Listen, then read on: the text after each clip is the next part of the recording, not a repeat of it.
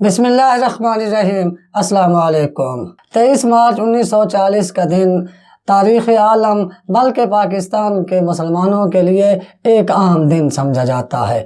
ये वो दिन है जब मुसलमानों के तकरीबन सारे बड़े लीडर लाहौर में मुस्लिम लीग की कॉल पर कायद आज़म मोहम्मद अली जिन्ना की सरबराही में इकट्ठे हुए और एक इजलास मुनक्किद किया।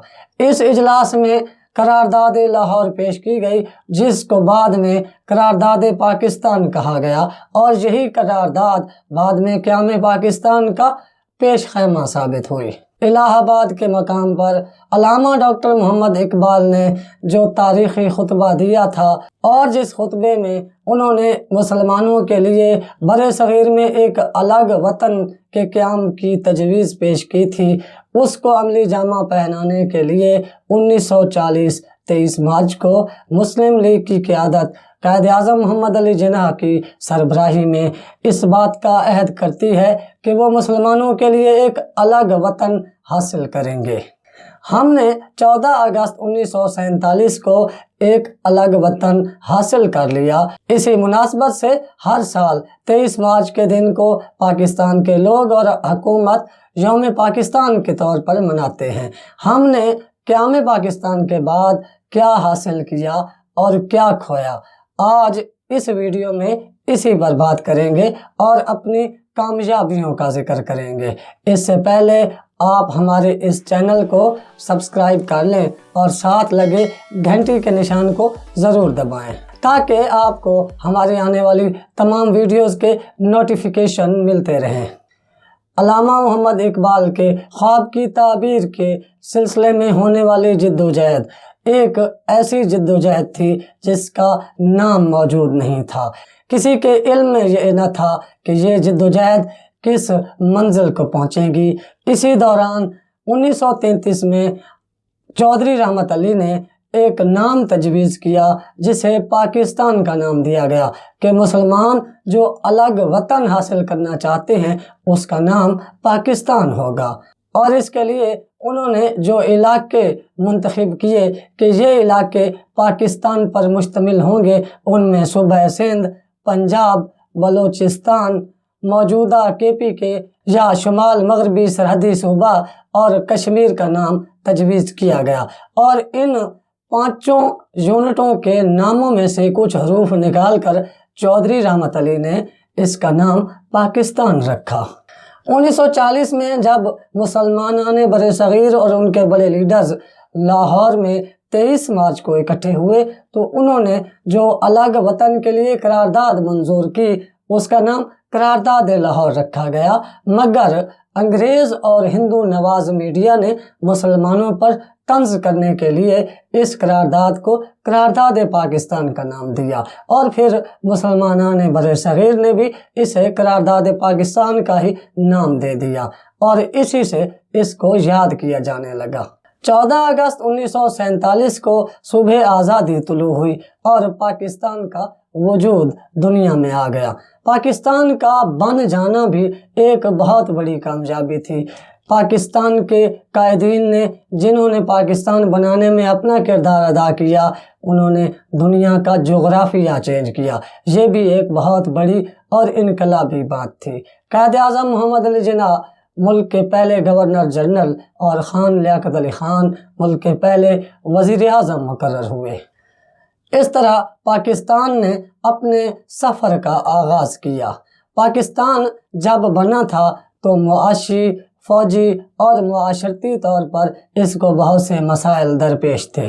पाकिस्तान को सबसे पहले जो मसला दरपेश आया वो मुहाजिरीन की आबादकारी का था, क्योंकि हिंदुस्तान भर से मुहाजिरीन मुसलमान हिजरत करके उन इलाकों की तरफ आ रहे थे जो पाकिस्तान में शामिल हुए थे और फिर रास्ते में जो उन पर जुल्म व सितम हुए, हिंदू और सिख बलवाइयों ने जो उनका कत्लेआम किया, उनकी इज़्ज़तें लूटी, उनके माल असबाब को लूटा, उनके बच्चों को उनके सामने शहीद किया और ऐसे दुख भरे मज़ालिम उनको देखने में आए कि जिनको याद करके दिल खून के आंसू रोता है। मगर इस नौज़ायदा ममलिकत ने बहुत सी कामयाबियां हासिल की और दुनिया के सामने ये साबित किया कि हम ایک زندہ قوم ہیں، ہم ایک پائندہ قوم ہیں۔ کانگریس اور پاکستان کے مخالف دیگر طبقات جن میں انگریز بھی شامل تھے، ان کا یہ خیال تھا کہ یہ پاکستان جسے آزادی ملی ہے جن مالی مشکلات سے شکار ہوگا اور جن مسائل کا شکار ہوگا یہ چند دنوں میں ہی ختم ہو جائے گا، مگر ان کا یہ خیال ہی رہا۔ پاکستان نے بہت سی کامیابیاں حاصل کیں، اگرچہ 1971 میں ہم سے ہمارا ایک بازو ٹوٹ گیا، مگر ہمارے ملک کے عوام نے ہمت نہیں ہاری، عزم اور ہمت سے مشکلات کا مقابلہ کیا اور دنیا کو دکھایا کہ ہم باعزم اور ہمت والی قوم ہیں۔ ہم نے سیاسی، معاشرتی، فوجی، کھیلوں کے میدان، ادب، ثقافت اور ٹیکنالوجی کے میدان میں ایسی کامیابیاں حاصل کی ہیں کہ جن کو حاصل کرنے کے لیے دنیا میں بہت سے ممالک ابھی خواب دیکھ رہے ہیں۔ پاکستان دنیا کی 5ویں بڑی فوجی طاقت ہے اور پاکستان کی فوج کے پاس دنیا کے وہ جدید ہتھیار موجود ہیں جو اس وقت کسی بھی بڑی فوج کے پاس ہونے ضروری ہیں۔ پاکستانی فوج کے پاس دنیا کے جدید ترین ٹینک، جدید ترین لڑاکا طیارے، جدید ترین لڑاکا آبدوزیں اور بہترین مین پاور اور جذبہ رکھنے والی باہمت فوج موجود ہے۔ پاکستان دنیا کی 6ٹھی ایٹمی پاور بنا اور دنیا کی 4تھی بڑی میزائل پاور پاکستان ہے۔ پاکستان کے پاس شارٹ اور لانگ رینج کے ایسے میزائل موجود ہیں جن کا توڑ ابھی بھی پاکستان کے دشمنوں کے پاس موجود نہیں ہے۔ پاکستان دنیا کی واحد اسلامی مملکت ہے جس کا ایٹمی پاور ہونا اور جس کی میزائل طاقت ہونا اسرائیل اور امریکہ جیسے ممالک کو کھٹکتی ہے۔ پاکستان ایک ایسا ملک ہے جس نے دنیا کے سامنے اپنے آپ کو منوایا ہے۔ پاکستان نے کھیلوں کے میدان میں جو کارہائے نمایاں انجام دیے ہیں وہ بھی اپنی مثال آپ ہیں۔ پاکستان نے اسکواش، ہاکی، کرکٹ، کبڈی اور ایتھلیٹکس اور ٹینس کے میدانوں میں ایسی کامیابیاں حاصل کی ہیں کہ دنیا دنگ رہ گئی۔ پاکستان نے ڈاکٹر عبدالقدیر خان جیسے سائنسدان پیدا کیے جس نے پاکستان کو ایٹمی اور میزائل قوت بنانے میں اپنے شب و روز صرف کیے۔ اگر پاکستان میں ادبی شخصیات کا ذکر کیا جائے تو پاکستان نے فیض احمد فیض، حبیب جالب جیسے انقلابی شاعر پیدا کیے۔ احمد ندیم قاسمی، احمد فراز اور پروین شاکر جیسے شعراء بھی پاکستان میں اپنا نام رکھتے ہیں۔ اسی طرح ناصر کاظمی، اشفاق احمد اور واصف علی واصف جیسے نام بھی پاکستان کے ماتھے کا جھومر ہیں۔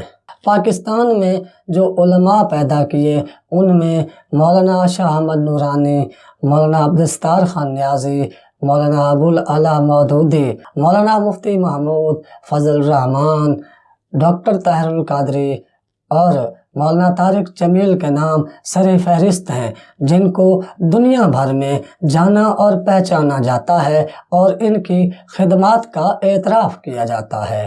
پاکستان نے عالمی امن کو قائم رکھنے کے لیے 70,000 جانوں کی قربانی دی اور پاکستانی فوج نے دہشت گردی کے خلاف دنیا کی مشکل اور پیچیدہ ترین جنگ کو جیت کر اپنی طاقت کا سکہ منوایا۔